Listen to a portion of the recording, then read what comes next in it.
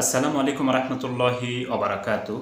অত্যন্ত দুঃখের বিষয় এবং পরিতাপের বিষয় এবং আফসোসের বিষয়, কে বা কারা বা কিভাবে যেন আগুন লাগিয়েছে বা লেগেছে বাংলাদেশের সচিবালয়ের বিভিন্ন কক্ষে। সেখানে অনেক তথ্য নথিপত্র ধাউ ধাউ করে জ্বলে গিয়েছে।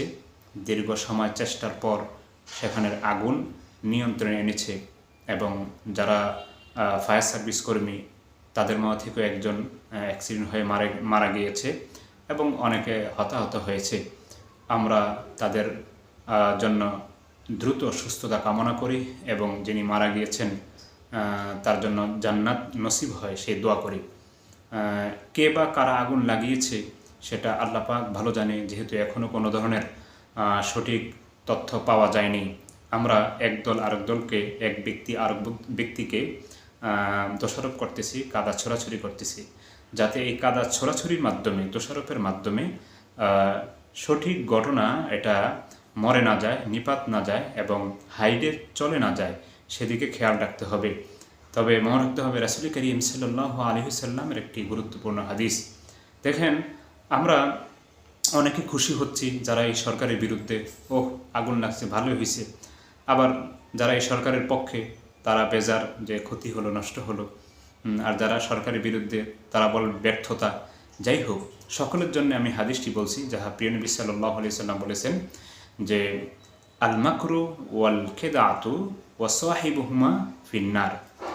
কোনো ব্যক্তি যদি অপকৌশল করে যে কোনো বিপদ আপদ ঘটানোর জন্য বা অন্যের প্রতি কোনো কুৎসানা রটানোর জন্য, অথবা কোনো ব্যক্তি যদি ধোঁকা দেয় অন্যকে যে কোনোভাবেই হোক, এবং সাথে সাথে এই অপকৌশল করার জন্য, ধোঁকা দেওয়ার জন্য যারা সঙ্গী হবে, যারা সাথী হবে, যারা সাপোর্ট করবে, এই সকলের জন্য রাসূল সাল্লাম বলেছেন জাহান্নাম, তাদের ঠিকানা হবে জাহান্নাম।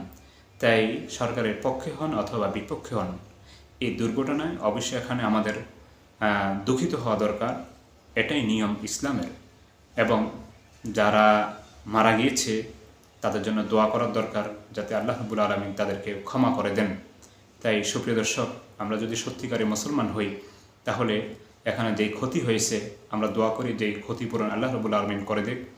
আর যারা এই অপকর্ম করেছে আল্লাহ তাআলা তাদেরকে তাদের মুখোশ উন্মোচন করে দেখ এবং তাদেরকে দৃষ্টান্তমূলক শাস্তির আওতায় আনার তৌফিক দান করুক।